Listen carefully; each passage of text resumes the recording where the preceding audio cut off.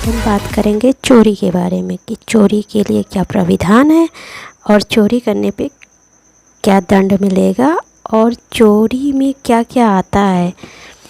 तो ठीक है, चलिए। और कौन सा आर्टिकल है, किस धारा के अंतर्गत चोरी, आईपीसी की किस धारा के अंतर्गत चोरी को परिभाषित किया गया है, चोरी के बारे में बताया गया है, इसके बारे में आज हम बात करेंगे। तो इसका अध्याय है 17 आईपीसी की, भारतीय दंड संहिता की, और धारा है 378। चोरी के बारे में कौन सी धारा है? 378।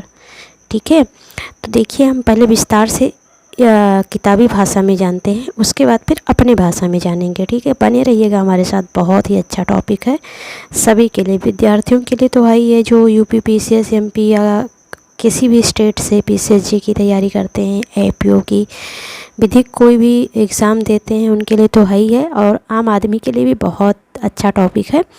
तो सभी लोग जानिएगा, जानना चाहिए, ताकि कभी आपके घर में चोरी हो तो आप बता सको। आपको पता होना चाहिए ना कि कौन सा धारा लगता है, इस पे कौन सा आर्टिकल लगता है ना।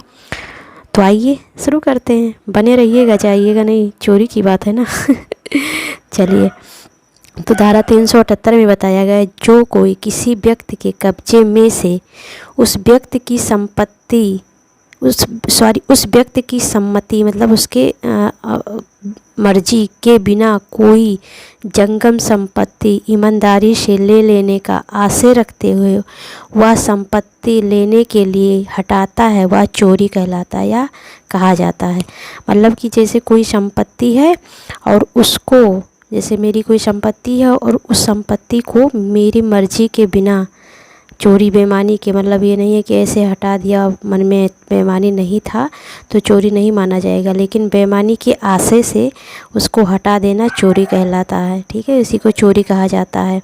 तो इसका स्पष्टीकरण देखते हैं। पहले में है, जब तक कोई वस्तु भूबद्ध रहती है, जंगम संपत्ति ना होने से चोरी का विषय होती, किंतु जो ही वह भूमि से पृथक हो जाती है वह चोरी के विषय होने योग्य हो जाती है।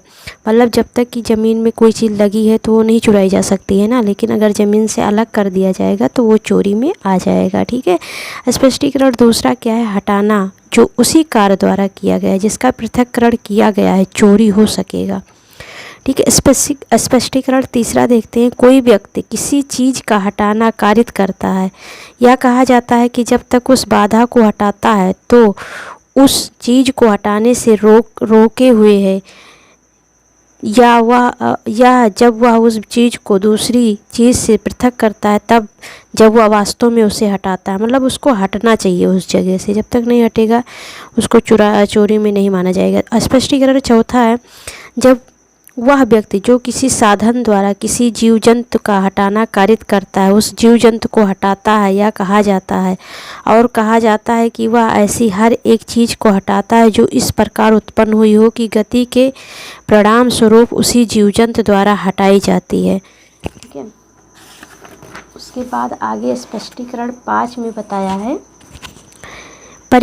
स्पष्टीकरण 5 में परिभाषा में वर्णित सम्मति अभिव्यक्त या विवक्षित हो सकती है, और वह या तो कब्जा रखने वाले व्यक्ति द्वारा या किसी ऐसे व्यक्ति द्वारा जो उस प्रयोजन के लिए अभिव्यक्त व विवक्षित प्राधिकार रखता है या दी जाती है। अब इसका दृष्टांत अगर आप लोग देख लेंगे ना तो पूरा समझ में आ जाएगा, दृष्टांत से बहुत अच्छे से समझ में आता है। तो बताइएगा कमेंट करके कि चोरी किसे कहते हैं, क्या क्या चोरी में आता है, बताइएगा ज़रूर, तभी हम जानेंगे। आप लोग ने चोरी के बारे में जान लिया है, किसी भी संपत्ति को उस स्वामी के मर्जी के बिना हटाना है ना, यही है। कमेंट कीजिएगा, हम इंतज़ार करेंगे।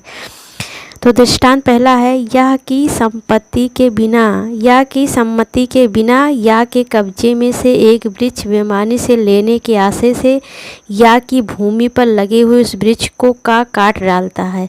यहाँ जो ही का ने इस प्रकार लेने के लिए उस वृक्ष को पृथक किया, उसने चोरी किया। कोई वृक्ष है किसी या की है और उसके सम्मति के बिना का काट डालता है, जैसे उसने काटा उसने चोरी का काम पूरा कर दिया, मतलब उसने चोरी कर लिया। खा बताया, खा में का अपनी जेब में कुत्तों के ललचाने की वाली वस्तु रखता है, का जो है अपने जेब में कुत्ते को ललचाने के लिए कोई वस्तु, वो बिस्किट है कुछ भी रखता है और इस प्रकार या के कुत्तों को अपने पीछे चलने के लिए प्रेरित करता है। ठीक है, अगर रख ले तो कुत्ता पीछे आएगा ना। यहाँ यदि का आशय या की सम्मति के बिना या के कब्जे में से उस कुत्ते को बेईमानी से लेना हो तो जो ही या के कुत्ते का के पीछे चलना आरंभ किया का ने चोरी किया। समझ में तो एकदम आ गया होगा ना आए तो कमेंट कीजिएगा और विस्तार से बताएंगे। तो और फिर तीसरे में गा में बताया गया है, मूल्यवान वस्तुओं की पेटी ले जाते हुए एक बैल का को मिलता है। ठीक है, वह उस बैल को इसलिए एक खास दिशा में हाँकता है कि वह मूल्यवान वस्तुएं बेईमानी से ले सके। मतलब कोई बैल है उस पर लदा हुआ है और वो इसीलिए हाँकता है कि जो उस पर लदा है सामान, मूल्यवान सामान, उसे ले सके। जो ही उस बैल ने गतिमान होना मतलब चलना प्रारंभ किया का ने मूल्यवान वस्तुएं चोरी की। मतलब जैसे उधर चलने लगा, जैसे समझो उसने चोरी कर ली।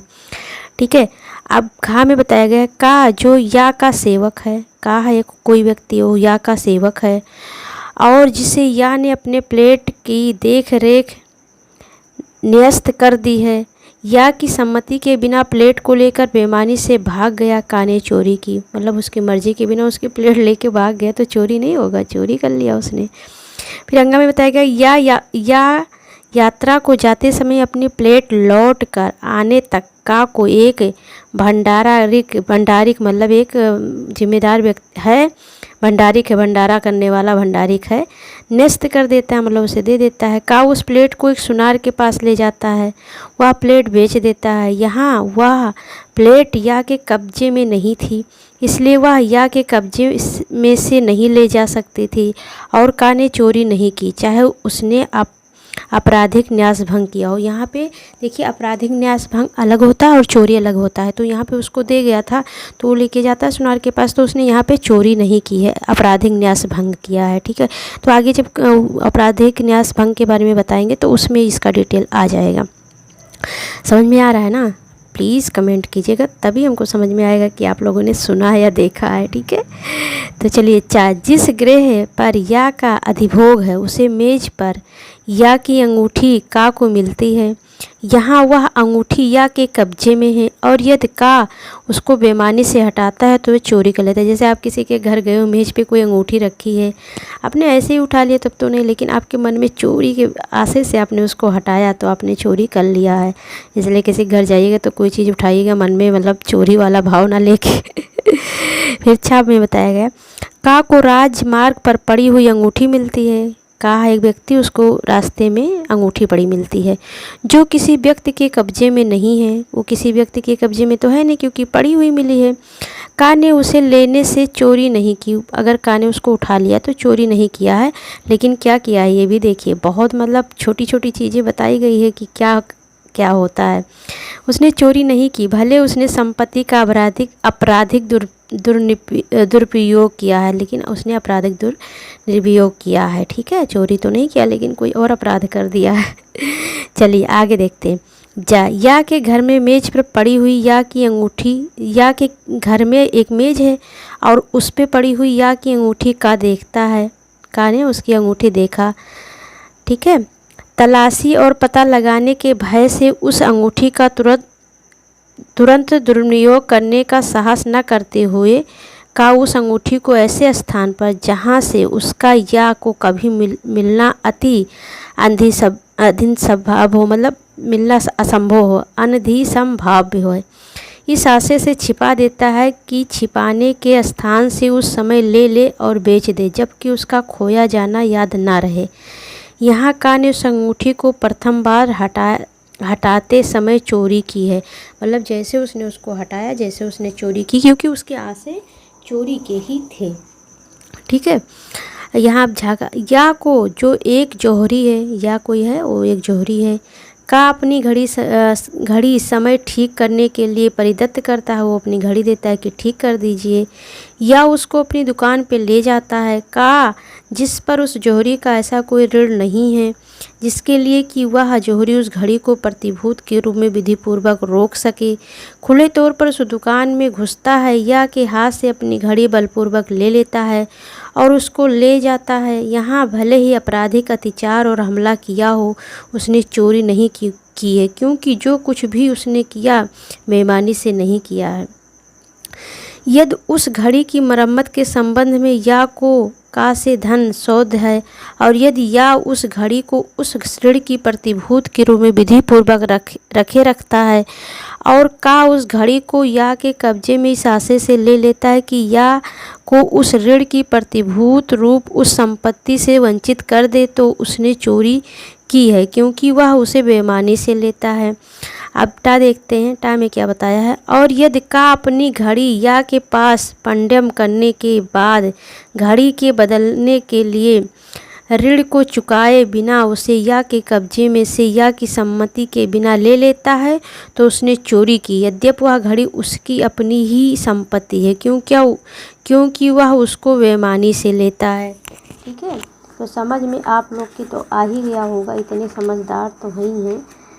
समझदार ना होते तो यूट्यूब पे ना आते हैं ना, जो यूट्यूब पे हैं सब समझदार हैं। तो चलिए, समझदार हैं तो कमेंट बॉक्स में नीचे ज़रूर बताइएगा कि हैं समझदार या नहीं है। फिर बताया है, देखिए इसमें का एक वस्तु को उस समय तक रख लेने के आशय से जबकि उसके प्रत्यावर्तन के लिए इनाम के रूप में उसे या से धन अभिप्राप्त ना हो या की सम्मति के बिना या के कब्जे में से लेता है। यहाँ का बेईमानी से लेता है, इसलिए का ने चोरी की है। फिर इसमें आगे बताया गया है का जो या का मित्र है, का कोई है वो या का मित्र है, या की अनुपस्थिति में या के पुस्तकालय में जाता है और या की अभिव्यक्त सम्मति के बिना एक पुस्तक केवल पढ़ने के लिए, सिर्फ पढ़ने के लिए ले जाता है और वापस करने के आशय से ले जाता है। यहाँ अधिसंभाव्य है कि का ने यह विचार किया हो कि पुस्तक उपयोग में लाने के लिए उसको या की विवक्षित सम्मति प्राप्त है। यदि का यह विचार था तो का ने चोरी नहीं की है। ठीक है, या की पत्नी से का खैरात मांगता है, या की पत्नी है और का उससे खैरात मांगता है। वह का को धन, भोजन और कपड़े देती है, जिसको का जानता है कि वह उसकी पति या के हैं। यहाँ यह अधिसंभाव है कि का या विचार हो कि या की पत्नी को भिक्षा देने का प्राधिकार है। यदि का यह विचार था तो का ने चोरी नहीं की है। का या की पत्नी का जार है, वह का को एक मूल्यवान संपत्ति देती है जिसके संबंध में का यह जानता है कि वह उसके पति का या की है और वह ऐसी संपत्ति है जिसको देने का प्राधिकार उसे या से प्राप्त नहीं है। यदि का उस संपत्ति को बेईमानी से लेता है तो वह चोरी करता है। अगर उसने बेईमानी से लिया तो चोरी करता है, जब उसको पता हो कि वो उसको नहीं दे सकती, उसके अधिकार नहीं है, फिर भी वो उससे लेता है तो चोरी करता है। अगर उसको ये पता हो कि उसके अधिकार में नहीं है और वो दे सकती है तो चोरी नहीं किया, लेकिन नहीं पता होते हुए लेगा तो चोरी किया, नहीं पता होते हुए लेगा तो चोरी नहीं करेगा। ठीक है, छोटा सा बस अंतर है। या की संपत्ति की अपनी स्वयं की संपत्ति होने का सद्भावपूर्वक विश्वास रखते हुए खा के कब्जे में से उस संपत्ति को का ले लेता है। यहाँ का बेईमानी से नहीं लेता, इसलिए चोरी नहीं किया। मतलब बेईमानी से अगर नहीं लेता है तो वो चोरी नहीं माना जाएगा। ठीक है, तो ये हैं चोरी के सारी चीज़ें। अब आप लोगों को ये भी पता होना चाहिए कि अगर आपने चोरी कर लिया है तो उसके लिए दंड क्या होगा, कितने साल का दंड होगा, तो ये देख लेते हैं। तो चोरी के लिए दंड क्या है, देखिए ये कौन से धारा में दिया है, तो ये है 379 में। ठीक है, 379 में दिया गया है। तो चोरी के लिए दंड क्या है, जो कोई चोरी करेगा वह दोनों में से किसी भात के कारावास से जिसका अवधि 3 वर्ष तक की हो सकेगी या जुर्माने से या दोनों से दंडित किया जाएगा। मतलब अगर कोई चोरी करता है तो उसको किसी भात का कारावास मतलब कठोर कारावास या साधारण कारावास, किसी भात का कारावास हो सकता है और उसकी अवधि मतलब वो 3 साल तक की जेल हो सकती है और उस पर जुर्माना लगाया जा सकता है, या तो जुर्माना खाली, या तो दोनों, या मतलब कारावास और जुर्माना दोनों हो सकता है, या खाली कारावास हो सकता है। तो किस प्रकार की चोरी है, कैसा चोरी किया है, इस पे निर्भर करता है। तो ये 379 में बताया गया है। तो आप लोगों को अगर अच्छा लगा हो तो बस एक लाइक करके जाइएगा और शेयर कीजिएगा, और नए हो तो सब्सक्राइब करके जाइएगा, ठीक है ना। और कमेंट ज़रूर कीजिएगा। फिर मिलते हैं अगले टॉपिक में, और चोरी के बारे में कमेंट ज़रूर कीजिएगा, किस किस को चोरी समझ में आई, नहीं आई है तो अच्छे से फिर